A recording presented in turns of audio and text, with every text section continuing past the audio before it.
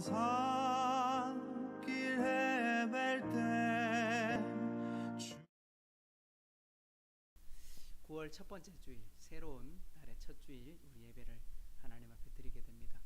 저희 교회가 시작되기 전에 교회를 출발할 때 하나님께 물으면서 그 말씀 중에 요한복음 21장에 보면 갈릴리 바다 해변가에서 예수님께서 실패한 베드로, 망한 베드로, 예수님 모른다고 부인했던 배신자 베드로를 찾아오셔가지고 너 그때 왜 그랬어?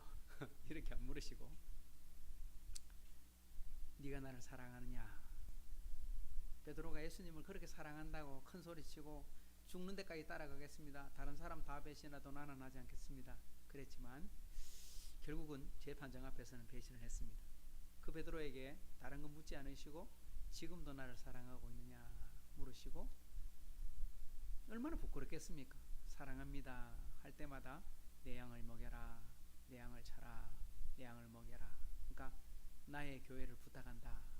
앞으로 구원받아야 될 영혼들을 그렇게 품어주어라 말씀하는 걸 생각하면서 우리 교회가 크든 작든 하나님이 세우신 바 우리가 주님을 사랑합니다 고백하면 분명히 주님 사랑하는 사람들에게 더 사랑이 필요한 사람들을 보내줄 거다. 그러한 마음 가지고 제가 말씀을 준비하면서 출발을 했는데요. 오늘 이 시간 그 찬양, 그리고 감성이 아주 옛날 감성입니다. 갈릴리 바닷가에서 주님은 시몬에게 물으셨네. 사랑하는 시몬아, 너 날 사랑하느냐? 오 주님, 당신만이 아십니다. 베드로의 고백이 아니라 바로 우리들의 고백으로 하나님께 이 시간 나아가면 좋겠습니다. 갈릴리 바닷가에서 주님은 시몬에게 물으셨네. 사랑하는 시몬아, 넌 날 사랑하느냐? 오 주님, 당신만이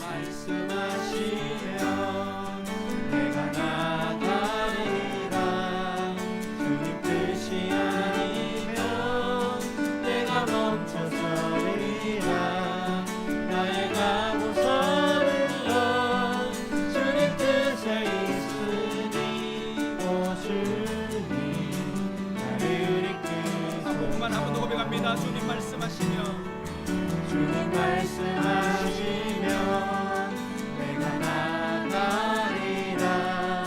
주님 뜻이 아니면 내가 멈춰서리라. 나의 가고서는 너 주님 뜻에 있으니 오 주님 나를 이끄소서. 한번만 더 고백합니다. 주님 말씀하시며 주님 말씀하시면 내가 나가리라. 주님 뜻이 아니면 내가 멈춰서리라. 나의 가고서는 너 주님 뜻에 있으니 오 주님 나를 이끄소서.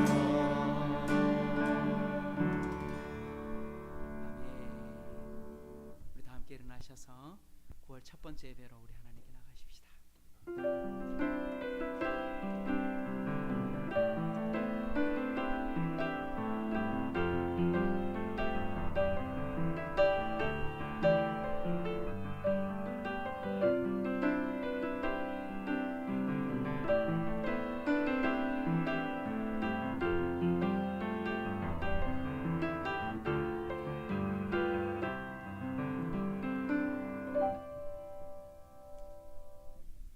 참 좋으신 하나님 아버지 감사합니다. 오늘 또 새로운 달 첫 번째 주일 9월 첫 번째 주일 하나님 앞에 예배의 자리로 저희들을 불러주시니 감사합니다. 참 무더웠던 여름이 지나가고 참 풍파가 많았던 한 해의 여름이 지나가고 새로운 가을 새로운 계절을 주시니 하나님 감사합니다. 이 가을에는 참으로 농부들의 수고가 열매가 맺게 하시고 또한 이 백신의 어려움들이 해결되게 하시며 또한 코로나로 인해 수많은 나라와 우리나라의 많은 사람들이 고통 속에 어려움을 겪고 있는데 이 어려움 또한 물러가는 계기가 되는 새로운 한 달이 되게 해 주옵소서. 정말 이 좋은 계절에 하나님 정말 우리가 주님 바라보고 주님 찬양하고 주님께 예배하기에 좋은 날 은혜 받기 좋은 달 한 달이 되도록 인도해 주옵소서. 오늘 또 예배를 사모하며 발걸음을 재촉하고 나온 우리 성도들을 기억하여 주시고 혹여나 지금도 일하고 있거나 먼 타지에 있거나 형편이 어려운 분들이 있다면 하나님 그분들의 마음 가운데도 위로와 평안을 주시고 하나님께서 순적한 길 열어주사 모두가 다 한자리 모여 함께 주님께 감사할 수 있도록 주님 은혜와 능력을 베풀어 주옵소서. 오늘 참여한 우리 모든 식구들이 하나님께 감사하고 찬양하며 함께 기도하고 묵상할 때에 하나님의 음성 귀담아 듣게 하옵소서. 주님 뜻이 있으면 내가 나아가고 주님 뜻이 멈추면 우리도 멈출 수 있는 그런 성경 중심의 신앙생활을 할 수 있도록 우리 하이섬 식구들에게 복의 복을 더하여 주옵소서. 오늘 또 이 예배가 하나님께는 영광이 되고 참여한 우리 모든 식구들에게는 하늘의 복과 넘치는 복으로 채워지는 예배가 되게 해 주옵소서. 이 예배의 시간을 주님께 의탁드리오며 예수님의 이름으로 의탁하며 기도하옵나이다. 아멘. 찬송가 393장 찬송하십시다.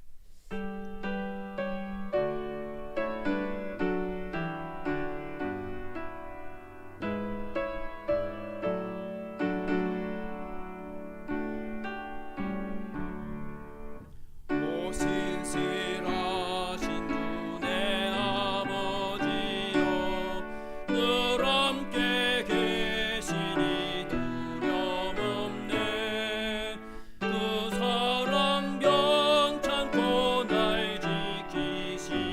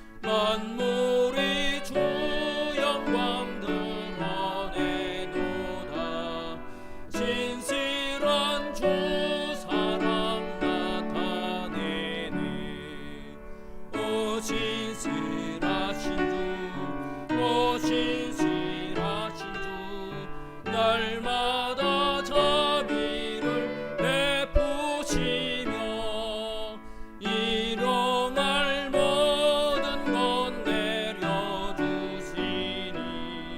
오 신실하신 주 나의 구주 내 죄를 사하여 안위하시고 주 친히 오셔서 인도하네 오늘의 힘내고 내일의 소망 주만이 만복을 내리시네 오 신실하신 주 신실하신 주 날마다 자비를 베푸시며 일용할 모든 것 내려주시니 오 신실하신 주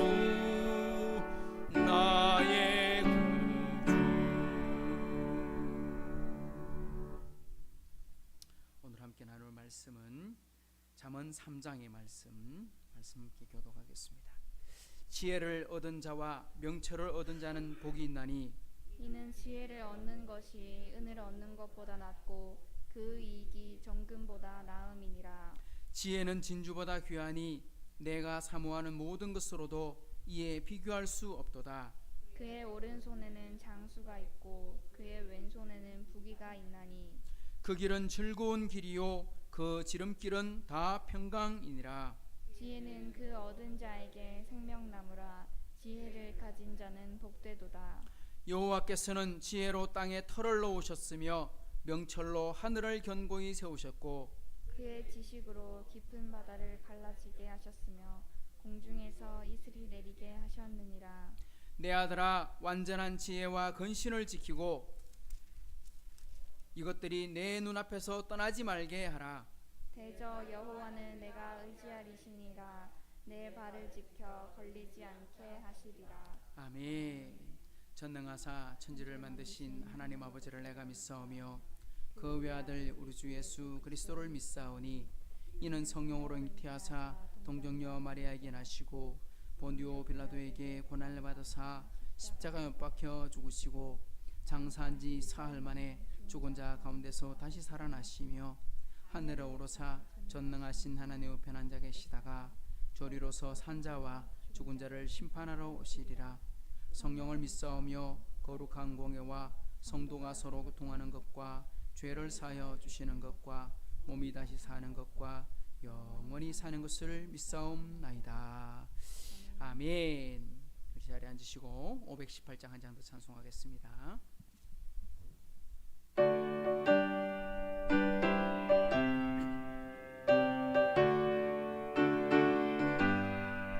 깊은 소리 들리니 예수 구원하신다.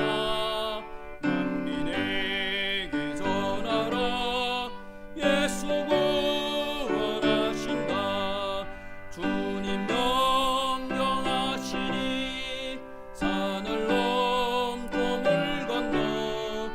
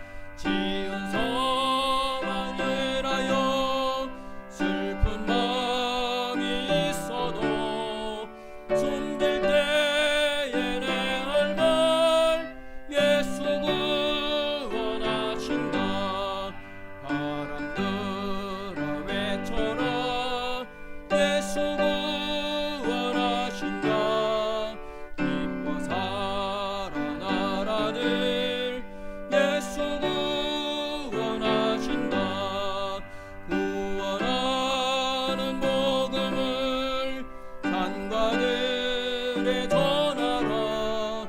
우리들의 승전자 예수 구원하신다. 아멘. 이 시간에는 이숙희 사모님께서 기도해 주시겠습니다.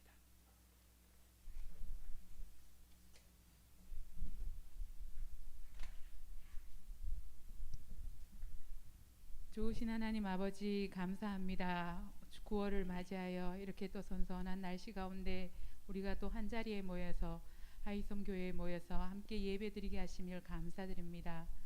각자 한 주간 생활할 때에 직장일로 바쁘기도 하고 또 다음의 직장과 미래를 위하여 공부를 하기도 하고 또 쉼을 취하기도 하고 또 맡은 일에 또 준비하는 기간을 가진 이들도 있고 또 건강을 돌보며 또 학업을 돌보며 각자의 자리에 서 있다가 오늘 이렇게 하나님을 기억하고 온 자리에 나오게 하심을 감사드립니다. 하나님, 우리가 이 자리에 나왔을 때에 하나님이 또 우리 각자 개인에게 주시는 말씀에 우리가 귀 기울이게 하시고 그 말씀이 교회에 그냥 울려 퍼지는 소리가 아니라 한 명 한 명 마음속에 하나님이 주시는 음성이 될 수 있도록 이 시간 역사하시고 하나님 이 시간 성령 충만하게 인도하여 주시옵소서. 무엇보다 말씀 전하시는 윤성민 목사님께 하나님 성령의 충만함과 하나님의 마음이 우리 목사님의 마음에 있어서 주님이 원하시는 뜻을 따라 그 일을 잘 감당해낼 수 있도록 지혜와 은혜를 더하여 주시옵소서. 또한 각자 우리 한 명 한 명의 생활 가운데 하나님 우리가 일주일에 한 번 모이지만 한 주간 동안 있으면서 우리가 함께 기도하고 서로를 생각하고 서로의 상황들을 위하여 기도할 수 있도록 우리의 마음과 여건들을 열어주시고 그 마음에 우리의 생각이 갈 수 있도록 하나님 인도하여 주시옵소서. 이 시간 함께하였으나 함께하지 못한 이들도 있습니다. 직장의 문제이거나 또 그 마음의 문제이거나 또 그 몸의 문제이거나 각자의 사정에 따라서 이 자리에 오지 못한 많은 이들도 하나님 이 자리를 기억하게 하시고 우리가 알지 못하는 또한 이 자리에 와서 하나님께 예배드려야 할 이들에게도 하나님 우리가 그 때를 바라보고 기대하며 우리가 기도하도록 인도하여 주시옵소서. 하나님 오늘도 이렇게 예배를 드립니다. 그 예배 드리는 마음 가운데 우리가 거짓되고 우리가 제대로 살지 못하고 하나님 앞에 부끄러운 것 있다면 솔직하게 내어놓고 하나님 앞에 용서를 구하게 하시고 우리의 약함과 연약함을 아시는 하나님, 하지만 그 가운데도 사랑하시고 인도하시는 하나님을 또 이 시간 찬양하며 하나님께 기쁨이 되는 이 날이 되게 하옵소서. 오늘 이 자리에 모이게 하시고 하나님께 예배드리게 하시는 아버지께 감사를 드리며 이 모든 말씀 예수님의 이름으로 기도드립니다. 아멘.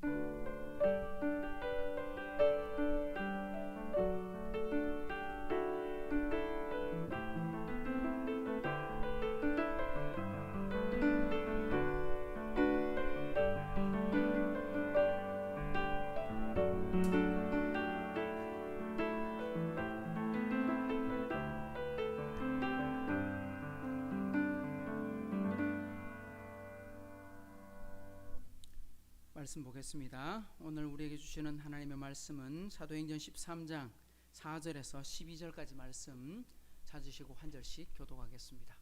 사도행전 13장 4절에서 12절까지 말씀입니다. 두 사람이 성령의 보내심을 받아 실루기아에 내려가 거기서 배 타고 구브로에 가서 살라미에 이르러 하나님의 말씀을 유대인의 여러 회당에서 전할세 요한을 수행원으로 두었더라.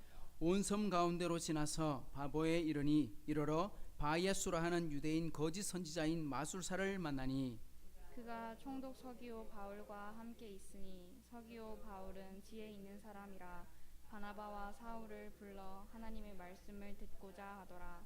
이 마술사 엘루마는 이 이름을 번역하면 마술사라.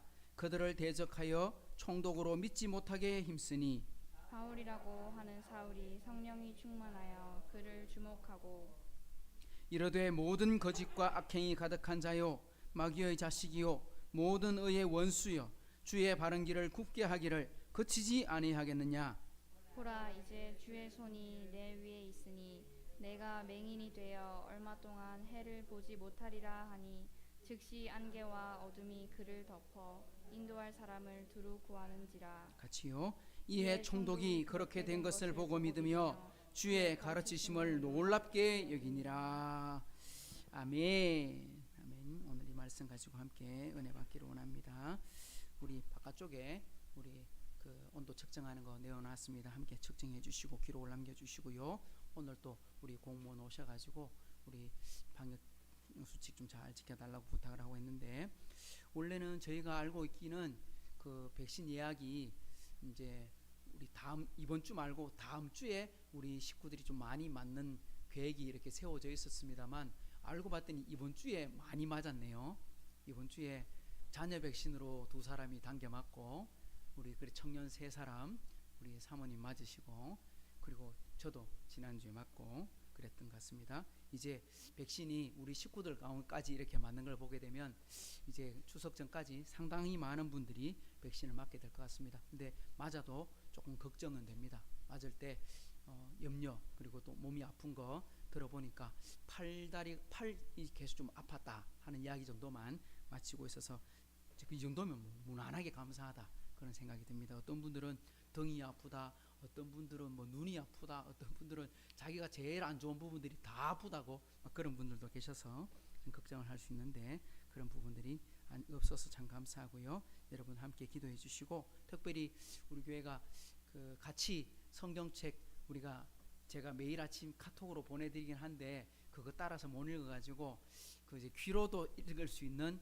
그 성경 가피풀 성경을 제가 앱으로 설치할 수 있도록 안내해드렸고, 그거 설치해 보니까 저도 읽다가 보면 놓칠 때 있거든요. 근데 오디오 성경으로 들으면 이제 다른 일을 하면서도 들을 수 있기 때문에 이제 길을 가다가도 들을 수 있어서 놓쳐도 쉽게 따라갈 수 있는 그런 상황입니다. 그래서 지난주에 우리 8분이 우리 설치하고 함께 했는데, 설치 안 하신 분들은 꼭 함께 설치하셔가지고 우리 올해 남은 기간 동안 이제 그 말씀대로만 쭉 따라서 읽고, 우리 신년이 되면 또 1장부터 다시 시작해서 우리 함께 그렇게 발맞춰서 성경을 읽어봤으면 좋겠습니다.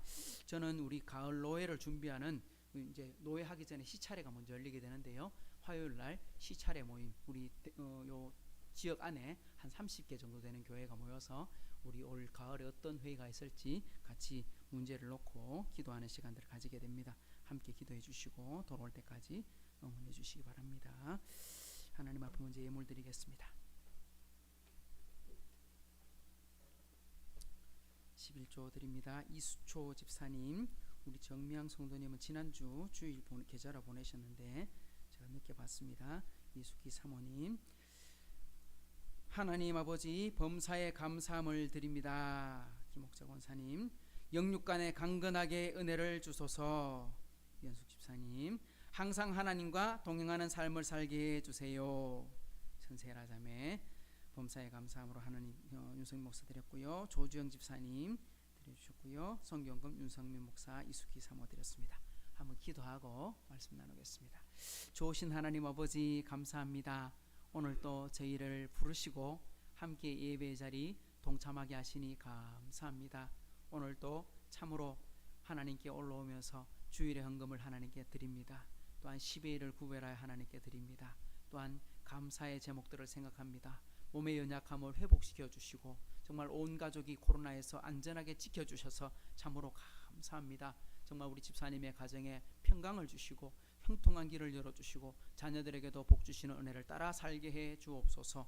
우리 성도들 오늘 또 성경금을 드리며 함께 예배 드립니다. 참여한 우리 모든 식구들이 하나님, 내가 비록 가지 못하나, 내가 바로 헌신하지 못하나 하나님 함께 기도함으로 작은 일이나마 동참하오니 이 은혜 가운데 하나님의 큰 역사가 있게 해주시고, 무엇보다 주님 약속하셨습니다. 떡반죽 그릇이 넘치도록 채워지는 것을 보게 하실 것이고 들어가도 복을 받고 나가도 복을 받고 하는 모든 일이 형통하겠다 말씀하셨사오니, 오늘 우리 하이섬 식구들의 이 예배의 자리가 또 참여한 모든 식구들의 사업이 그렇게 복받게 하여 주옵소서. 감사하며 예수님의 이름으로 축복하며 기도하옵나이다.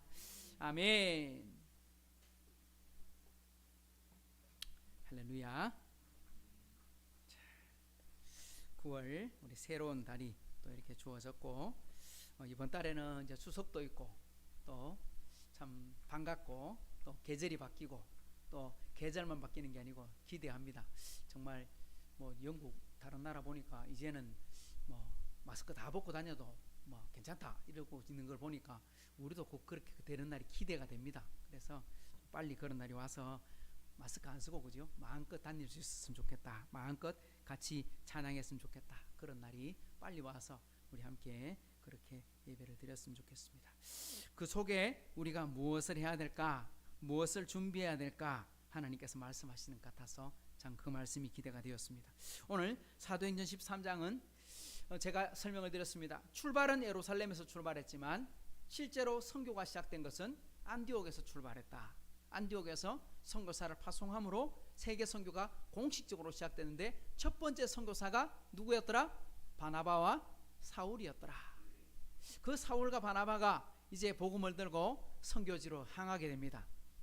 첫 번째 선교사가 선교지 어디로 가야 될까요? 우리 선교사 지난번에 우리 이준호 선교사님 모셔서 아프리카 케냐로 선교지로 우리가 가시는 것을 우리가 보고 함께 축복하고 했습니다. 그렇게 파송받아 케냐로 가든지 브라질로 가든지 아니면 일본으로 가든지 이렇게 정해서 가게 되는데 지금 하나님께 뜻을 묻고 주님 말씀하시면 내가 멈춰서고 내가 주님 말씀하시면 내가 가겠다고 말씀해서 출발을 준비했습니다. 어디로 가야 될까요?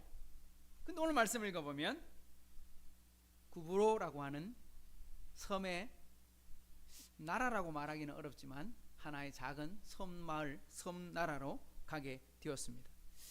여러분 지도를 한번 보여주실까요? 이제 안디옥 교회가 있는 지역이 지금 이제 요즘 말로 하면 시리아 다마스커스가 있는 지금 시리아가 있는 곳입니다. 그 밑으로 쭉 내려오면 예루살렘이 있고 이스라엘이 있는 거지요. 그리고 서쪽으로 배를 타고 지중해로 나가면 첫 번째 만나는 섬이 어디다? 그게 바로 구브로라고 하는 섬입니다. 요즘은 구브로라고 말하지 않고 뭐라고 부르냐? 사이프러스 또는 사이프러스도 옛날에 불렀어요. 요즘은 뭐라고 하냐? 키프로스 공화국, 공식 명칭은 그렇습니다. 키프로스 공화국 그렇게 되어 있어요.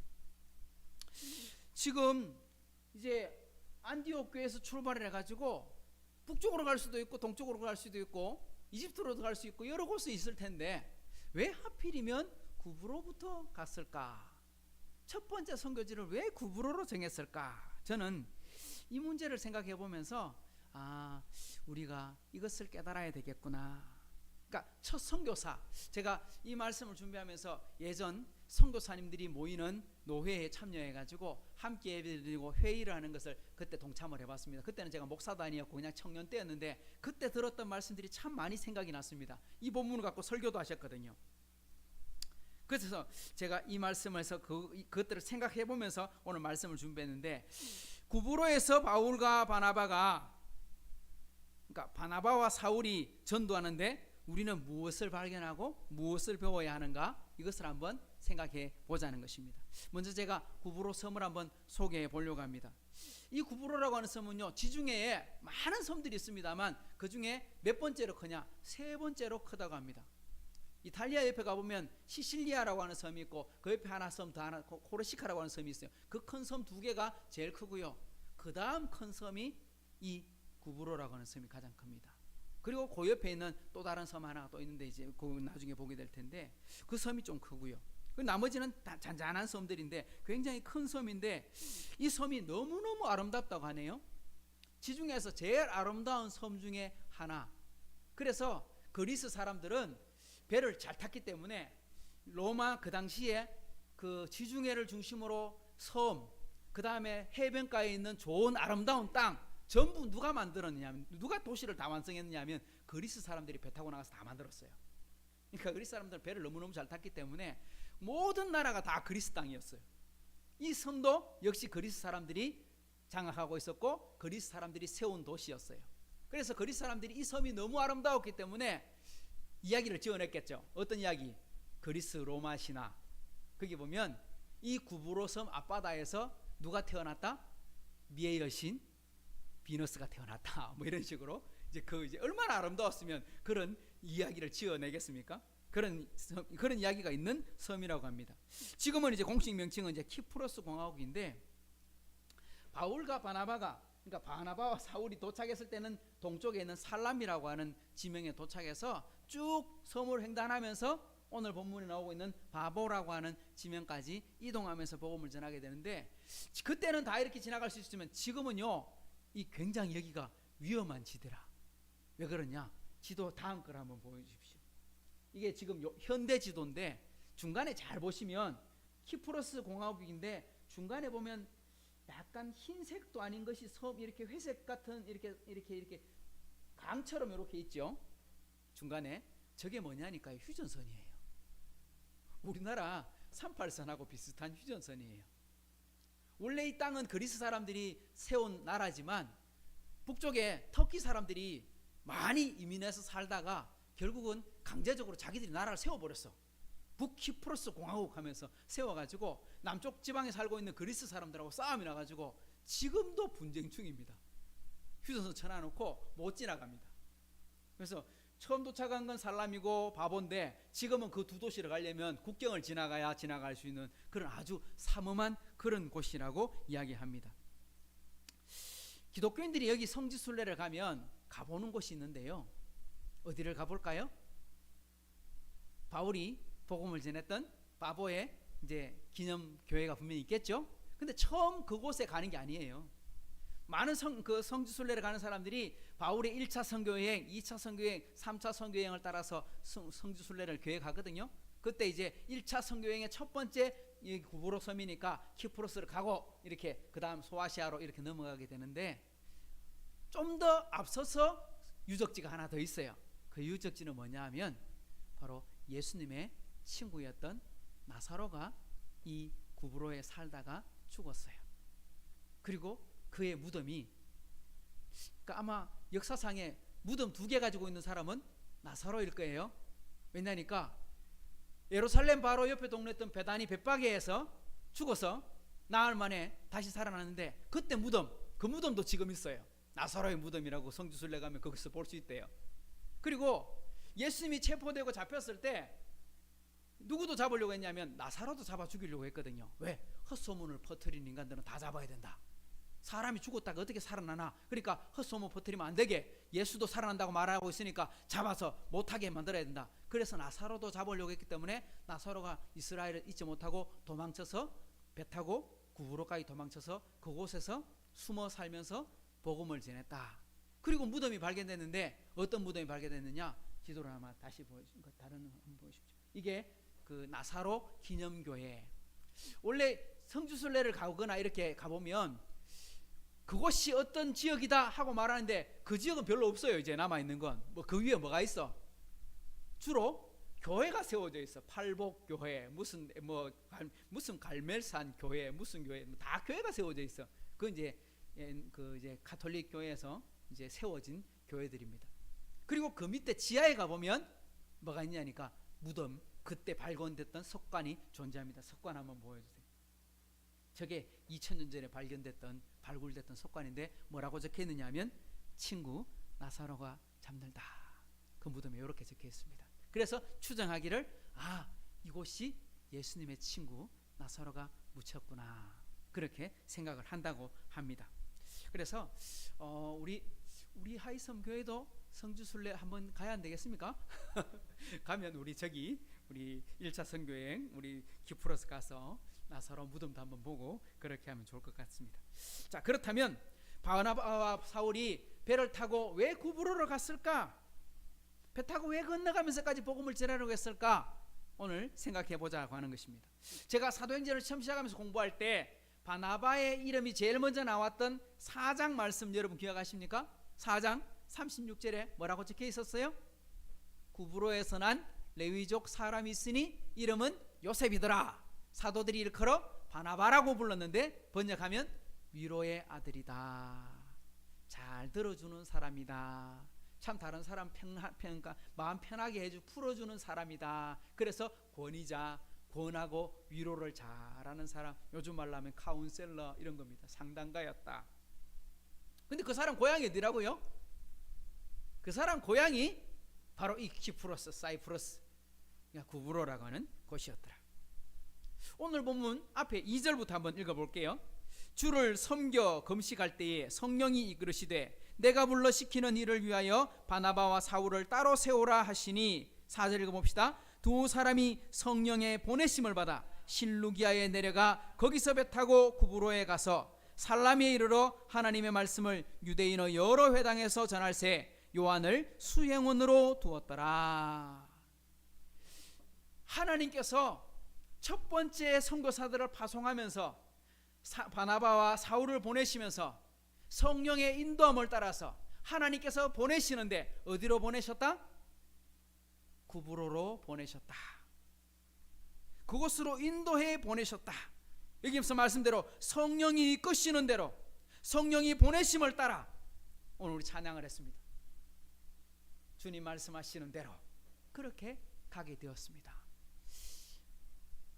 오늘 바나바와 사울이 하나님의 성령의 인도하심을 따라서 구브로로 가거라 이렇게 말씀하셨을까요? 성령의 인도하심을 통해서 우리 사도 베드로가 요바로 가거라 이리로 가거라 하는 말씀을 우리가 들었던 것을 봅니다. 분명히 하나님께서 그렇게 지시하고 가르치시기도 하십니다. 근데 오늘 말씀을 잘 읽어보면 하나님의 성령께서 직접 그렇게 말씀하셔서 구브로로 간 것 같기도 하고 아닌 것 같기도 하고 그래요. 그냥 자기들의 의지로 가기도 한 것 같기도 하고 보내심을 받은 것 같기도 해요. 그런데 분명히 파송을 받았어요. 근데 여러분 어디로 가야 될지 몰라서 동전 던지기를 하지는 않았을 겁니다. 성령께 기도했을 겁니다. 그리고 뜻을 물었을 겁니다. 근데 하나님이 보내셔도 마찬가지고 사람들이 결정해도 마찬가지고 저는 오늘 이 결정 속에 아주 중요한 의미가 들어있다고 생각합니다. 왜냐? 오늘 첫 번째 간 도시가 어디라고요? 바나바의 고향이었던 곳이요. 자기가 태어나고 자라서 아는 친척이 있고 가족이 있고 친구들이 있는 그곳에 하나님께서 가라라고 말씀하셨다는 것입니다. 이건 바나바만 그렇게 한 게 아니에요. 사도 바울이 1차 선교 여행 때는 중심이 누구였어요? 바나바가 리더였고 인솔자였고 바울은 따라가서 보조를 하는 일이었습니다. 근데 2차 선교 여행 때는 이 두 팀이 갈라졌죠.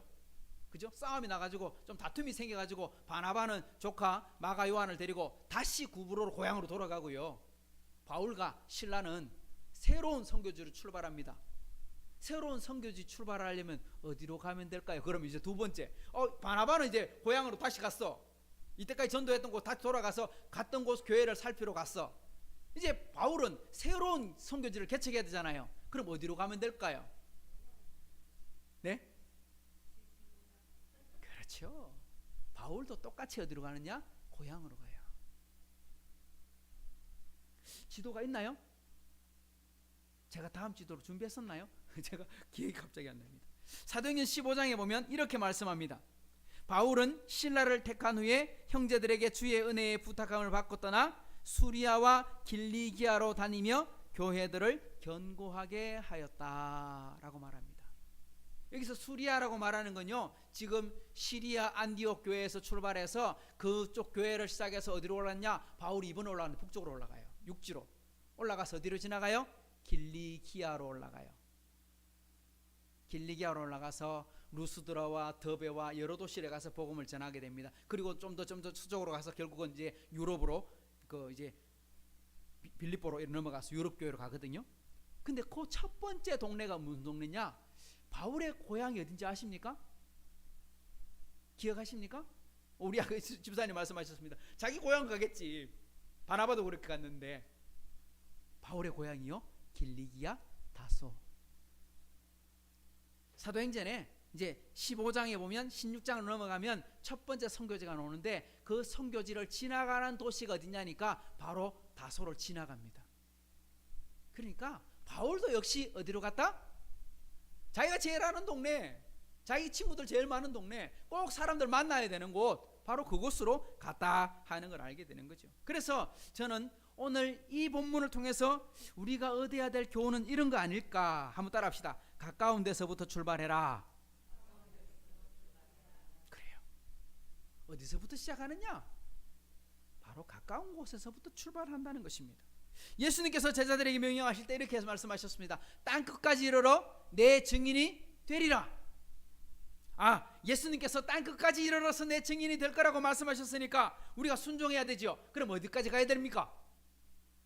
땅 끝까지 가야지. 그럼 우리 보따리 사들고 어디로 가야 됩니까? 우리 이준우 선교사님 만나러 가야지. 케냐로. 아니면 저 남미, 저 브라질, 오지나 이런 데 가야지. 바로 그런 겁니까? 선교사님들이 땅 끝까지 갔는데 사도 바울은요, 그 당시 땅 끝이라고 생각하는 대서양 앞바다까지, 그죠? 서쪽으로 끝까지 스페인까지 가는 게 선교지의 목적이었어요. 사도 그 도마는 동쪽으로 가가지고 계속 동쪽 아마 끝까지 왔다면 우리나라까지 왔을지도 몰라. 한반도까지. 그가 온 것은 기록으로 남아있기는요, 그 인도까지 왔어요. 인도까지. 근데 인도까지 온 사람들의 또 영향이 어디로 오느냐, 좀 더 넘어와가지고 중국까지 와서 당나라 시대 때 경교라고 하는 네스토리안이라고 하는 기독교 일파가 복음을 전하고, 이제 그건 이제 지역 종교화돼 갖고 사라져 버리게 됩니다. 왜? 로마 교회에서 선교사들 안 보내줘요. 그래서 결국은 이제 길이 막히게 되는데, 또 다른 사도 같은 경우는 북쪽 아르메니아, 그 당시 아르메니아는요 야만인들이 살고 있는 도시였어요. 동네였어요. 거기까지 올라가고, 어떤 사람은 남쪽으로 아프리카에도 가고, 그러니까 전 세계로 향해서 복음을 전하러 갔습니다. 그럼 잘 생각해 봅시다. 지금 유엔에 가입한 나라가 한 250개쯤 되나요? 뭐 이 정도 될 겁니다. 300개는 안 됩니다. 아마 200몇 개입니다. 200몇 개 나라 중에 선교사 안 들어가 있는 나라 있을까요, 없을까요? 선교사 없는 나라는요, 북한에 선교사 없을까요? 근데 북한에 교회 있어요, 없어요? 우리 알듯이 교회는 있어요. 지하교회가 있는 걸 우리는 알고 있어요. 중국에 삼자교회 있지만 삼자교회 말고 진짜 신앙생활 똑바로 하는 지하교회 1억 명 가까운 인구가 지금도 존재하고 있어요. 그러니까 분명히 땅끝까지 이르러 내 증인이 되리라 말씀하셨고, 땅끝까지 복음이 전해지면 예수님 오신다 했는데 아직 왜 안 왔지? 안 맞잖아. 그래서 선교사들이 고민하고 연구해 보니까, 성경을 읽어보니까 나라가 아니고 성경에 뭐라고 되어 있습니까? 모든 민족과 방언으로 하나님을 찬양해야 된다 하고 말씀되어 있는데, 가만 보니까 아직도 나라는 다 어느 정도 다 갔는데 민족, 종족을 따져보니까 아직 안 간 데가 엄청나게 많네. 그걸 뭐라고 부르나요? 미전도 종족 이렇게 부르죠, 선교사님들은. 그러니까 미전도 종족이 얼마 되냐? 한 6,000개쯤 된대. 그리고 우리 교회도 보면 GBT 선교사님들이 이렇게 선교 편지하고 이렇게 소식지 보내주거든요. 그분들이 하는 일이 뭐냐니까, 글도 없고 적이 없는, 성경이 없는 곳에 직접 이렇게 말을 듣고 말을 배워가지고 그 나라의 글을 만들어가지고 그걸 성경으로 번역해서 만들어주는 선교사들이 그 이제 GBS 선교사, 유클리프 선교사, 그러니까 이런 선교사들입니다. GBT 선교사. 근데 그 사람들이 생각해 보니까, 아직 못 들어간 미전종 종족이 많구나 이렇게 생각한다는 거예요. 뭐 그렇다고 해서 아직까지 복음이 안 들어간 땅끝까지 이르러 내 증인이 되라 하셨기 때문에 우리도 배낭 사고 캐리어 메고, 그죠? 저 아마존의 미전도 종족에 들어가야 됩니까? 오늘 그 말이 아니라는 거죠. 예수님께서 말씀하시면서 땅끝까지 이르러 내 증인이 되리라 말씀하시기 전에 뭐가 나옵니까? 따라합시다. 예루살렘과 온 유대와 사마리아. 먼저 가야 될 곳은 땅끝이 아니고 예루살렘부터 먼저 가야 되고, 유대부터 먼저 가야 되고, 그리고 사마리아부터 먼저 가야 되고, 그게 뭡니까? 우리가 살고 있는 가장 가까운 곳이 어디다? 그곳이 땅끝이다. 저는 그렇게 생각하고 싶습니다. 우리가 전도하거나 섬겨야 될 사람들은 우리가 전혀 모르는 사람, 복음을 한 번도 들어본 적이 없는 사람, 얼굴 생짜 아무것도 만져본 적 없는 사람, 그런 처음 보는 사람 만나가지고 아이고 반갑습니다 인사하면서 복음을 전하는 것, 그것도 필요하지만 예수님께서 말씀하시는 땅끝은 나에게 가장 가까이 있는 가족과 친구와 이웃과 동료들이 바로 나의 땅끝이라고 말씀하고 있다는 것입니다. 그래서 바나바와 사울도 제일 먼저 만난 사람들이 누구예요? 고향에 있는 유대인들을 만났어요. 오늘 본문 5절을 다시 한번 보십시오. 살라미에 이르러 하나님의 말씀을 유대인의 여러 회당에서 전했더라 라고 말씀하지요. 그러니까 세계 선교를 위해 출발을 했지만 바나바와 사울이 제일 먼저 만난 사람들은 헬라인들이 아니었어요. 그리스 사람들이 아니었어요. 원래 그 키프로스 공화국 그 도시는요, 그리스 사람들이 세운 도시고 그리스인들이 주인이에요. 그리고 지금 다스리고 있는 건 로마인들이고요. 로마와 그리스 사람들이 그곳의 주인이에요. 지금 살고 있는 유대인들은요, 빌부터 사는 거예요. 디아스포라로 소수의 인구들이 흩어져서 살고 있는 그런 곳이에요. 그런데도 헬라인이나 로마인에게 복음을 전하는 게 먼저가 아니고, 먼저 만난 사람들은 누구다? 자기의 가족이 될지는 모르겠지만, 자신의 친구가 되는지는 알 수는 없지만, 바나바가 가장 잘 아는 유대인들을 만났고, 유대인들이 예배하는 곳에 가서 그 사람들을 예배하고 있더라는 것입니다. 제가 그 총각 때, 청년 때 이제 유럽에 가서 유럽 선교사님들을 만나봤어요. 한국 선교사님들이요, 안 계신 나라가 없어. 헝가리에 가도 있고, 불가리아에 가도 있고, 체코에 가도 있고, 정말 알바니아에 가도 있고, 우리나라 선교사님들이 다 들어가 있어. 근데 원칙이 있대요. 원칙. 그게 뭐냐? 체코 들어가가지고 체코인들에게 선교할까요? 헝가리에 들어가고 헝가리 사람들한테 선교할까요? 아니면 알바니아에 가고 알바니아 사람들 생자 모르는 사람들 만나고 선교할까요? 선교 사람들한테 물어보니까 그렇게 안 한대요. 그럼 우리나라 선교사님들 누구 만나 선교할까요? 똑같대요. 똑같아. 오늘 말씀처럼 알바니아에 가 있는 한국인들이 또 있어. 체코에 살고 있는 한국 주재원들이 있어. 사업 때문에 나와 있거나, 아니면 이렇게 회사에서 저거 발령받아 갖고 그곳에 이제 지국이 있어 가지고 나와 있는 한국 사람들이 많이 살아. 그 사람들에게 먼저 복음을 전하고, 그 사람들과 함께 교회를 먼저 세우고, 그곳에서 먼저 기지를 만든 다음에 그 다음 어디로 가느냐? 이제 알바니아하고 체코 전부 다 옛날 말로 하면 그게 어딥니까? 구소련, 동구권 아닌 동구권, 공산권 선교. 그래서 공산권 선교하러 다 우리나라 선교사님들이 거기서 많이 들어갔다고요. 그분들을 제가 만나봤거든요.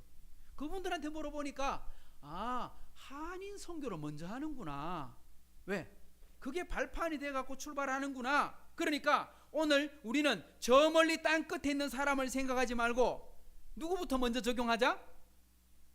오늘 내가 섬겨야 될 사람이 누구인가? 오늘 내가 만나야 될 사람이 누구인가? 내가 가장 가까이 있는 사람이 누구인가? 그 사람이 바로 땅 끝이다. 우리 큐티 공부할 때, 우리 말씀 묵상할 때 적용이 제일 중요하잖아요. 큐티는 말씀을 읽는 것도 중요하지만, 말씀을 계속 반복해서 읽고 하지만, 중요한 건 뭡니까? 내가 오늘 어떻게 살 것인가 적용할 때 적용에 세 가지 원칙 있는 거 제가 한번 말씀드렸나요? 세 가지 원칙, 그걸 뭐라고 부르냐? 3P의 원칙. 세 가지 단어로 줄이면 세 가지 영어 P자가 들어간다고 해서 3P의 원칙 이렇게 불려지는데, 한번 따라합시다. 적용은 개인적이어야 한다. 개인적이란 말이 뭐냐? 퍼스널. 그게 이제 P자가 들어갑니다. 그러니까 적용하는데 자기한테 적용해야 돼. 그러니까 나한테 적용해야 돼. 남한테 적용하지 말고, 이거 우리 아빠가 들어야 되는 말씀인데, 아이고 이거 우리 신랑이 들어야 되는 말씀인데, 아이고 이거 우리 사장님 들어야 되는 말씀인데, 이러면 안 된다 말이야. 이걸 적용은 누구한테 해야 된다? 니한테 해라. 니한테. 니가 나한테 주는 말씀이다. 그래서 철저하게 내가 뭘 할 것인가 적용해야 된다. 그럼 두 번째 따라합시다. 구체적이어야 한다. 적용을 할 때 두루뭉술하게 하면 안 된다는 거예요. 예를 들면 저 하늘에 별을 따겠다 뭐 이런 식으로 생각하면 안 된다는 거예요. 나도 화성으로 한번 우주선을 타고 날아가야 되겠다. 근데 그거는 화성으로 가는 건 아직 아무도 못 갔잖아. 지금 앨런 머스크가 화성 가는 우주선을 만들고는 있습니다만은 아직 그거 만들려면 아직 한참 남았어. 또 타고 가려면 돈도 엄청 내야 돼. 그건 내가 못 타. 그런 걸 하면 안 되고, 그건 꿈. 꿈은 적용 대상이 아니고 어떻게? 구체적이어야 된다. 그리고 마지막 세 번째, 가능한 것이어야 한다. 안 따라합니까? 자, 따라합시다. 개인적이어야 한다. 구체적이어야 한다. 가능한 것이어야 한다. 이 세 가지를 여러분 적용해 보십시오. 오늘 내가 만나야 될 사람은 바로 이런 사람이 땅끝입니다. 오늘 바나바와 사울이 처음 만난 사람들이 바로 그런 사람들입니다. 아무도 모르는 사람을 만난 게 아니고 나와 말이 통하고 나의 고향 사람들이고 내가 알던 친구들일 수도 있습니다. 그 사람들을 찾아가서 먼저 만나서 그 사람들과 먼저 교제했습니다. 이건 바울도 마찬가지죠. 바울도 선교지 갈 때마다 이방인에게 먼저 간 게 아니고 항상 유대인들에게 먼저 가고 유대인들을 만나고 교제하고 회당에서 복음을 전하고 쫓겨나면 이방인들에게로 가고 이렇게 갔죠. 바로 이거라는 거예요. 그래서 첫 번째 원칙은 뭐다? 가까운 데서부터 출발. 그러니까 가까운 데서부터 멀어지는, 예루살렘에서부터 땅 끝까지.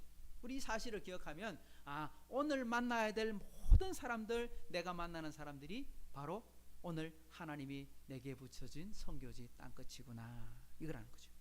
자, 다시 본문으로 돌아가 볼까요? 복음을 전하다가 이제 회당을 지나고 이제 바보라고 하는 동네까지 이동하게 됩니다. 근데 이 바보라고 하는 동네는 굉장히 큰 도시였어요. 그곳에서 두 사람을 만나게 됐는데 한 사람의 이름은 바예수, 직업이 뭐냐? 선지자래. 근데 오늘 말씀해 보니까 선지자인데 가짜야. 진짜가 아닌 가짜. 선지자가 아니라 마술사. 예전 번역에 보면 이걸요 마술사라고 그러지 않고 박수라고 돼 있었어요. 다른 말로 하면 남자 무당, 점치는 사람. 그러니까 선지자, 그러니까 선지자는 하나님 말씀 듣고 하나님 말씀 가르치는 사람이잖아요. 근데 이 사람은 그런 사람 아니고 자기 신으로 가지고 점쳐갖고 하는데, 이 사람 유대인이야. 근데 자기 자칭 선지자래. 그러니까 의사인 줄 알고 봤더니 아니고 의사가 아니고 돌팔인 거죠. 바로 그런 겁니다. 오늘 말씀 6절 7절을 읽어볼까요? 온 섬 가운데로 지나서 바보에 이르러 바예수라 하는 유대인 거짓 선지자인 마술사를 만나니 그가 총독 서기오 바울과 함께 있으니 서기오 바울은 지혜 있는 사람이라 바나바와 사울을 불러 하나님의 말씀을 듣고자 하더라. 어쩌면 바예수 덕분에 총독 서기오 바울을 만난지도 모르겠습니다. 그리고 이 서기오 바울은 예수 믿고 구원받는 하나님의 백성이 됩니다. 바예수는 예수 믿지 않았어요. 그 사람은 하나님께서 갑자기 눈을 가려서 맨날 며칠을 눈을 보지 못하게 되는 그런 어떤 벌을 받기도 했지만, 그 사람 때문에라도 하나님께서 한 사람을 만나겠는데 그 만나게 한 사람의 이름이 누굽니까? 총독 서기오 바울이라고 하는 사람을 만났습니다. 총독이라고 하는 걸 보면 이 사람의 직업이 뭐예요? 정치인이고 또한 로마의 군인이라는 걸 알 수 있어요. 그 당시에는 군대에서 가장 계급이 높은 사람들이 황제, 가장 계급이 높은 사람이 총독, 가장 높은 사람들이 천부장, 뭐 이런 식으로 나갑니다. 그러니까 군대에서 막 이렇게 경력을 쌓아가지고 정치를 하게 되는 거예요. 그러니까 우리나라처럼 아니면 세계 많은 나라처럼 어떤 직업 정치인이 있는 게 아니고 그 당시는 전쟁 잘하는 사람이 지도자야. 그러니까 총독이라고 말하는 건 로마에서 파견된 가장 강한 군 지휘관 중에 한 사람이었다. 그러니까 군대의 수장. 또 이 당시 그 지도를 우리가 한번 봤으면 그 지중해 한가운데 있어요. 남쪽으로 내려가면요, 그 당시 로마 사회에서 가장 많은 곡식을 제공해 주는 동네가 어디냐니까 카르타고와 이집트였어요. 이집트에서 로마 전체 식량의 3분의 1을 공급해 줬어요. 카르타고에서 한 3분의 1을 공급해 줬고, 그리고 그 로마 원래 그 이탈리아 지방에서는 곡물이 얼마나 오지 않았어요. 생산량이 그만큼 많았다고요. 자, 남쪽으로 가면 이집트, 동쪽으로 가면 시리아. 지금은 시리아 별것 아닌 시리아 난민 많은 나라지만 옛날에는 엄청난 강대국이었습니다. 왜? 시리아 바로 옆에 이라크 바로 옆에 이란 그 나라가 바로 옛날 말로 하면 파르티아, 페르시아, 그리고 그 옆에 인도, 엄청난 강대국들이 줄지어 있습니다. 그 자리에 서 있는 데가 시리아. 북쪽으로 올라가면 이제 소아시아, 거기도 이제 속주였거든요. 그러니까 로마에서 가장 핵심적인 자리가 어디냐? 지중해 한복판에 떠 있는 섬. 왜? 그 섬에서 모든 데로 다 갈 수 있어. 가장 빨리 갈 수 있어. 육로로 가면 삥 둘러서 몇 달이 걸려야 되지만 배 타고 가면 한 달 만에 다 갈 수 있는 거리였어요. 지금은 뭐 하루 만에 다 갈 수 있는 거리지만 옛날에는 배 타고도 한 달 가야 되는 거리인데, 자, 그런 곳이었어요. 그런데 바다의 요새 같은 곳, 그 중에서도 가장 영향력이 큰 사람 총독 서기오 바울을 만나게 되었다. 그리고 그 사람을 예수 믿게 했다. 저는 이게 굉장히 하나님의 역사에 중요한 계기가 아니었을까. 오늘 본문 12절에 보십시오. 이에 총독이 그렇게 된 것을 보고 믿었다. 주의 가르치심을 놀랍게 여겼다. 총독이 어떻게 됐어요? 놀라기만 한 게 아니고 하나님을 믿었어요. 예수 믿는 사람이 되었어요. 이 사람 로마인이에요. 정치인이에요. 이제 이 초대교 역사가 얼마 있지 않아 가지고 이제 한 40, 요때가 한 30 몇 년밖에 안 됐을 때입니다. AD 40년 안 될 때예요. 그런데 이제 한 20여 년 뒤에 로마의 그 네로 황제로부터 시작해서 박해가 시작되잖아요. 엄청난 박해들이 일어나기 시작하거든요. 그때 정치 지도자가 기독교인이다. 그러면 제일 먼저 무슨 대상? 숙청 대상이에요. 심지어 네로 황제의 부인과 어머니가 기독교인이었거든요. 이런 것들을 볼 수 있게 되는 거죠. 그러니까 자, 진짜 계급 높은 사람, 그 사회에 가장 영향 있는 사람이 예수 믿고 돌아왔다. 이것도 제가 선교사님들한테 한번 물어봤어요. 선교사님들 만나서 이야기를 하는데, 선교를 할 때 그 한 나라에 들어가면 제일 먼저 하는 일이 뭐냐? 어디로 갑니까? 우리 오늘 말씀에 보면 어디로 가라 하고 말씀하셔서 말씀 따라 갔다 했잖아요. 그러면 선교사들이 예를 들면 일본으로 간다, 중국으로 간다. 그러면 선교사가 제일 먼저 어디로 가야 될까요? 어느 도시? 선교사님들이 하는 말씀이요, 이거들이에요. 1번 선교사, 제일 먼저 들어가는 선교사는 어디부터 간다? 그 나라의 수도부터 간다. 다음 2번, 3번, 4번은 다른 도시로 막 흩어집니다만 첫 번째 선교사는 제일 먼저 수도부터 간다. 알바니아 가면 그 알바니아의 수도, 터키에 가면 터키의 수도, 어딘지 어느 나라든지 1번 선교사는 제일 먼저 수도부터 간다. 왜? 수도에 가야 뭘 들을 수 있다? 영향력 있는 사람을 만날 수 있고 가장 중요한 정보를 얻을 수 있고 그 나라에서 살아가는 모든 것들을 제일 먼저 배울 수 있는 곳이 바로 수도다. 그래서 선교사들이 전 세계 모든 선교사들은 마찬가지돼요. 1번 선교사 파송하면 제일 먼저는 그 나라 수도, 2번 선교사는 그 다음 도시, 뭐 이런 식으로 가게 된다는데요. 이거 어디서 배웠느냐? 봤더니 그 방식 어디서 배웠느냐? 성경의 방식이더라 이 말입니다. 성경에 보면 가장 중요하고 가장 큰 도시부터 먼저 가더라. 오늘 본문에도 보면 누구를 만났느냐? 바울이 적극적으로 복음을 전했던 사람들 한번 여러분 잘 보십시오. 바울이 일반인들도 많이 만났습니다. 병든 사람도 많이 만났습니다. 그런데 바울이 정말 복음을 열심히 전하고 핵심의 말씀들을 가르치고 토론할 때 보면 천부장, 백부장, 그 다음 총독, 그 다음 그 유대인의 헤롯, 그리고 황제에게 내가 재판을 받겠다. 바울은 황제에게 재판을 받겠다. 이 말은 뭐예요? 재판 받겠다는 거예요? 아니죠. 바울은 재판을 빌미로 황제 만나 복음 전하러 가겠다. 바울은 그런 바탕을 두고 말씀을 전했거든요. 그러니까 왜 그러냐? 한 사람 중에 가장 먼저 복음을 들어야 될 사람들은 영향력이 큰 사람이더라 이 말이죠. 저는 이것이 두 번째 교훈이 있다고 생각합니다. 첫 번째는요, 가까운 데서부터 시작해라. 우리 적용을 할 때. 두 번째는 뭐냐? 한번 따라합시다. 위에서부터 아래로 가라. 물은 어떻게 흘러요? 그죠? 우리 잘 아는 것처럼 높은 데서부터 아래로 흘러요. 이게 자연적 순리예요. 이걸 뭐라고 말하느냐? 다르게 말하면 영향력이 중요하다. 얼마 전에 뉴스에도 보니까 그 사업을 하는 사람인데 사기꾼이야. 근데 이 사기꾼이 누구한테 선물을 줬냐니까 정치인, 연예인, 뭐 유명한 사람들, 셀럽 이런 사람들한테 막 고가의 선물, 그죠? 뭐 버스, 뭐 그 영덕 대게, 뭐 그다음 뭐 선물이나 선물, 뭐 외제차, 뭐 오만 걸 다 줬어. 그리고 선물로 주고, 그리고 사진 탁 하나 찍고, 그거 가지고 뭐 합니까? 다른 사람들한테 사기 치는 기라. 내가 이 사람들 만나서 사귀고 있는 사람이다. 내가 이런 일을 하는 사람이라고. 그래서 선물도 톡톡 주니까 그게 독약인 줄 모르고 정치인들도 받아가지고 시급하고 있습니다. 지금 큰일 났습니다. 그 사람이 그렇게 해갖고 수많은 사람들을 사기쳐가지고 지금 고통 속에 빠뜨렸어요. 왜 그렇게 합니까? 사람들이 볼 때 믿을 만한 사람이다. 저 정치인 나도 아는 사람인데, 저 여인이 나도 아는 사람인데, 저런 사람하고 친분이 있구나. 이 사람 믿을 만하구나. 다르게 말하면 영향력이 크다는 겁니다. 일반 사람이 예수를 믿는 것과, 그죠? 오늘 말씀에도 보면 구브로에 있는 일반인들 회동에서 사람들을 만났습니다. 그 사람들이 복음을 받아서 예수 믿어 한 영혼이 구원받는 것과, 총독이 예수 믿어 구원받는 것과 영적인 면에서 보면 달라요, 똑같아요?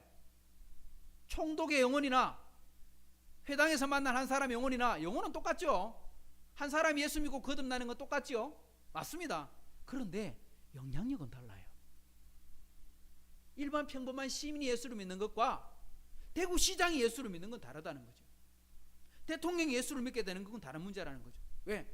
지도자가 예수를 믿게 되면 그 영향력이 굉장히 크게 나타난다는 거예요. 제가 읽었던 책 중에 하나, 제가 갖고 있는 책 중에도 보면 검사로 지금 검사님을 있다가 지금은 이제 다른 이제 변호사 일을 하고 계시는데 부장 검사를 오래 했어요.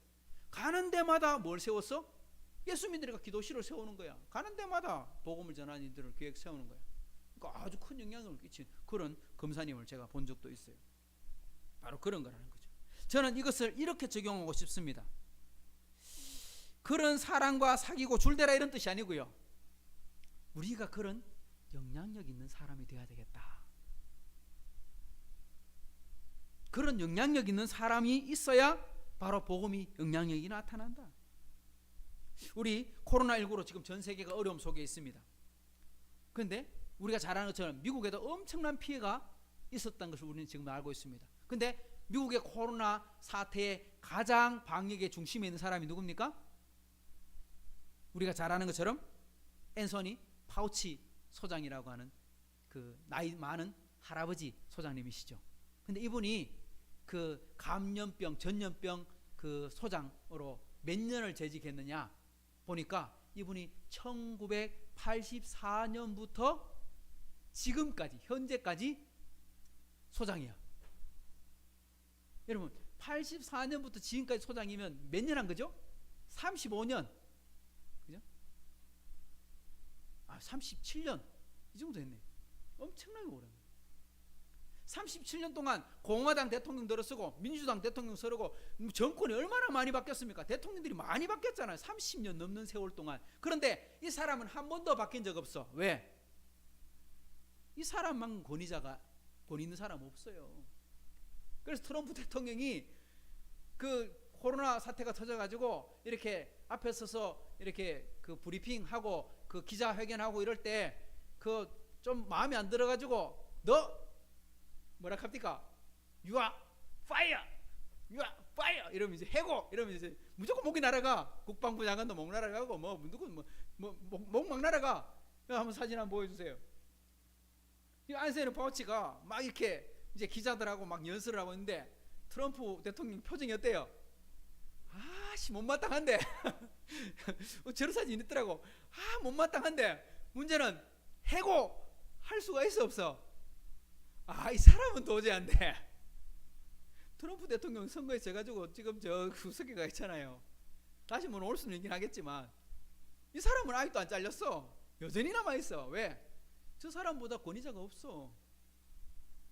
그러니까 이 사람 잘랐다가는 전 미국이 발칵 뒤집혀질 거야. 그러니까 자르지 못하는 거야. 그만큼 영향력이 큰 사람이에요. 저는 이게 진짜 중요하다고 생각해요. 저 사람이 돈이 많은 사람, 저 사람이 권력 있는 사람, 그게 아니고요. 저 사람은 영향력 있는 사람. 내가 속해 있는 그곳에서 가장 선한 영향력을 끼치는 사람, 바로 그게 바로 복음이다. 그래서 저는 이걸 바꿔서 말하면 이렇게 말하고 싶어요. 첫 번째 따라합시다. 가까운 데서 시작해라. 둘째는 영향력 있는 사람이 되라. 그래요. 저와 여러분, 우리 하이섬교회 식구들이 바로 어느 곳에 있든지 가족에게도 우리 직장에서도 친구들에게서도 선한 영향력 끼치는 그런 사람들이 되기를 주님의 이름으로 축복합니다. 예수님 하나님께서 아브라함과 약속할 때도 말씀하셨잖아요. 땅의 모든 족속이 너로 말미암아 복을 받을 것이다. 너를 축복하는 자에게 내가 복을 주겠다. 너를 저주하는 자에게 내가 대신 저주해 주겠다. 내가 벌을 주겠다. 너 때문에 복을 주겠다. 이게 뭡니까? 선한 영향력이라는 거죠. 자, 보너스로 한 가지만 더 생각해 봅시다. 오늘 본문을 기준으로 한 사람의 이름이 바뀌었습니다. 사울이 바울이라는 이름을 가지게 되었습니다. 오늘 9절을 보십시오. 바울이라고 하는 사울이, 바울이라고 했던 사울이 이름을 바꿨습니다. 원래 본명은 사울이었는데 제가 한번 이야기했죠. 사울의 뜻은 뭐라고? 큰 사람. 제 친구들 중에 이런 인물들 있거든요. 대석, 큰 돌. 그리고 별명이 큰 돌이었어요. 더 큰 돌도 있었어요. 천석. 하늘의 돌도 있었어요. 이 다 왜 그래 지어졌어요? 큰 인물 되라고. 그죠? 대인. 그리고 뭐 이름도 대인 있잖아요. 대인. 큰 인물 되라고. 근데 반대로 바울은요, 별로 안 좋아. 소인이야. 작은 사람, 약한 사람, 힘없는 사람, 이런 뜻이에요. 그러니까 아버지가 지줄 때는 큰 사람 되라고 사울이라 지줬는데 그 큰 사람 띠쁘고, 아니 바울이 왜 사울 됩니까? 왜 바울이라고 하는 사울이 이렇게 되는 겁니까? 그 이때부터 이제 더 이상 사울이라는 단어가 안 나오거든요. 이제 사도행전 13장부터 계속 바울이라는 이름밖에 나오지 않아요. 왜 바꿨을까? 요즘도 이름 바꾸는 사람들이 많습니다. 여러분 아십니까? 옛날에 이름 바꾸는 거 되게 어려웠어요. 자기 이름 개명하는 거, 개명 신청서 내도 법원에 판사가 허락을 해줘야 이름 바꿀 수 있는데 웬만해서는 못 바꿨어요. 굉장히 절차가 어려웠어요. 근데 요즘은 좀 생각보다 좀 쉽게 바꿔요. 그래서 요즘은 좀 더 예쁜 이름, 내 마음에 드는 이름, 나이가 들어가 생각해 보니까 나는 이름 바꾸고 싶어. 그래서 이름 바꾸고, 또 이렇게 누구한테 물어봤더니 그 이름은 복이 안 된다고, 그래서 복된 이름으로 바꾸려고 또 바꾸는 그런 경우도 있기도 합니다. 근데 왜 바꿨을까? 대인이 더 좋지 왜 소인이 더 좋아? 왜 이름을 바꿨을까? 이것도 제가 선교사님들과 교제하는 중에 선교사님들이 이런 이야기를 하더라고요. 이 본문을 가지고 주경을 하는 신학자들은 이런 관점에서 설명을 하는 걸 봤습니다. 서기오 바울이 회개하고 예수 믿어서 정말 기뻐서 이름을 바꾸지 않았을까? 이제 신학자들의 생각은 이런 생각이었다는 겁니다. 그래서 너무 감사하다. 왜? 이방인 중에 첫 번째 열매가 그것도 총독이었다. 그러니까 너무 귀한 열매를 얻게 되어서 야, 이름을 사울에서 바울로 바꾼 것은 아닐까? 이렇게 주석을 하는 것이 신학자들의 견해 중에 포함되어 있다. 이렇게 봤어요. 그런데 선교사님들이 이 본문을 갖고 설교할 때 제가 들었던 기억은 그거보다 좀 다른 기억이었는데, 어쩌면 제가 들었던 건 선교사님들 생각이 조금 더 맞는 것 같아. 왜냐니까 지금 선교지 가가지고 총독을 만났는데 총독의 이름이 뭐야? 바울이야. 내 이름은 사울이야. 그러면 이름 다른 것보다 이름 같은 게 접촉점 맡기가 더 좋지. 고향이 청송입니까? 나도 고향이 청송인데. 집사님 고향이 청송인데. 나도 고향이 청송인데. 아이고 반갑습니다. 우리 고향 사람 만났네. 제가 독일 갔더니요, 독일에서 예배 인도하러 제가 설교하러 갔는데 그곳에서 제 섬기던 교회에 집사님 어머니가 그곳에 있는 거야. 우리 딸이 그 교회 나가는데 하더라고. 깜짝 놀랐어. 2억 마일리 떨어진 곳에서 이야, 이 먼 데서도 아는 사람 만나네. 신기한 거 아닙니까? 진짜 신기한 거예요. 그러니까 더 반갑잖아요. 더 반가워. 이런 관점이 아니었을까? 그러니까 사울이 생각할 때 저 총독이 바울인데 내가 이름을 빨리 저 사람하고 가서 어이구 저도 바울인데 어이구 총독님 이름이 같네요. 야, 이름 같은 사람은 우리 진짜 이런 경우 드문데 이러지 않았을까? 선교사님들의 생각은 이런 생각이었다는 거예요. 좀 의미가 있는 것 같았어요. 근데 왜 그래 생각했을까? 저는 그 말이 더 공감이 간다는 느낌이 왜냐하니까 바울이 그렇게 말을 했습니다. 바울이 또 그렇게 살았습니다. 마지막 말씀 한 구절만 우리 살펴봅시다. 고린도전서 9장에 보면 바울의 근거가 바로 그것이 아닐까 생각해 볼 수 있어요. 고린도전서 9장 19절부터 읽어보겠습니다. 한 절씩 같이 읽어볼게요. 내가 모든 사람에게서 자유로우나 스스로 모든 사람에게 종이 된 것은 더 많은 사람을 얻고자 함이다.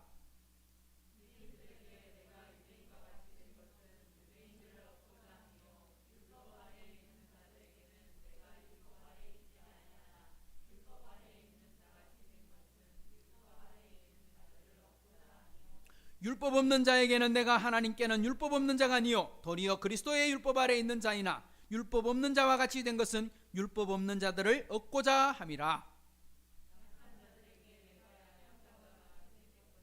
약한 자들을 얻고자 함이요 내가 여러 사람에게 여러 모습이 된 것은 아무쪼록 몇 사람이라도 구원하고자 함이라. 바울이 지금 이렇게 말하는 겁니다.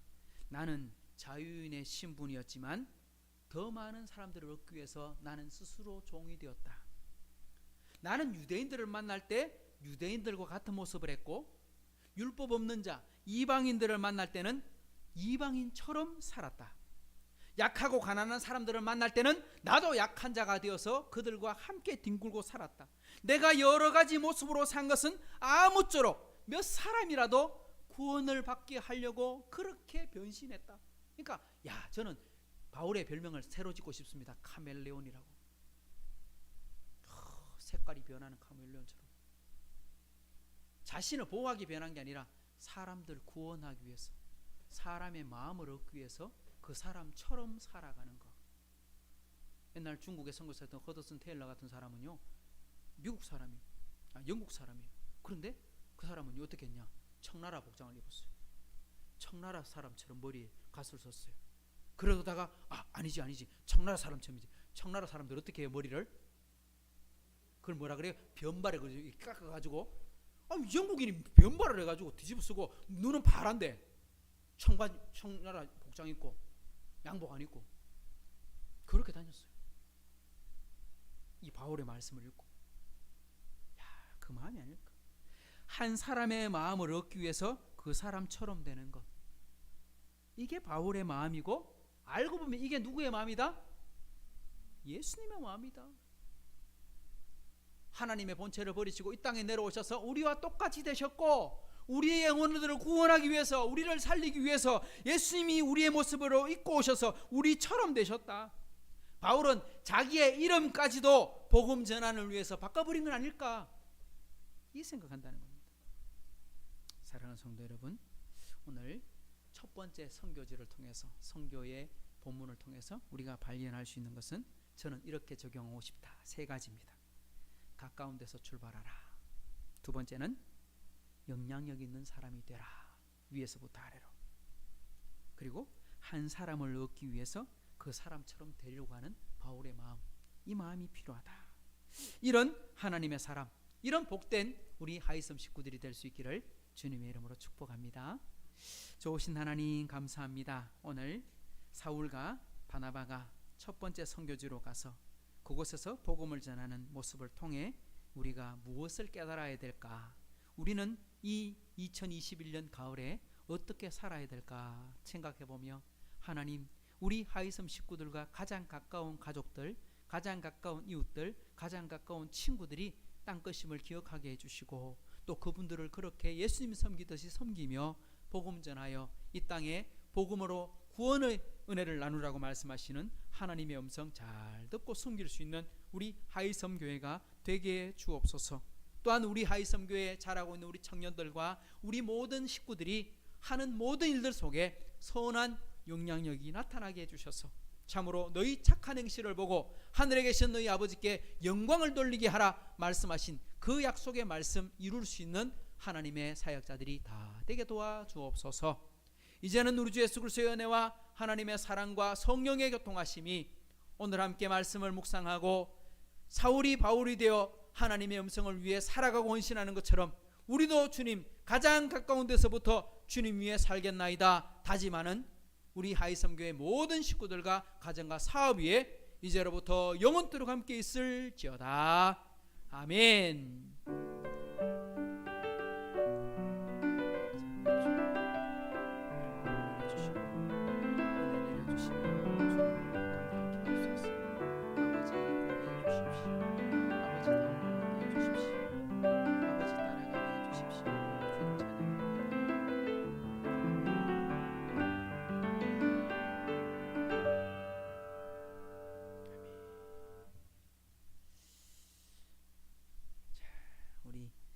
말씀 중에 있었던 거 옆에 분 한번 축복합시다.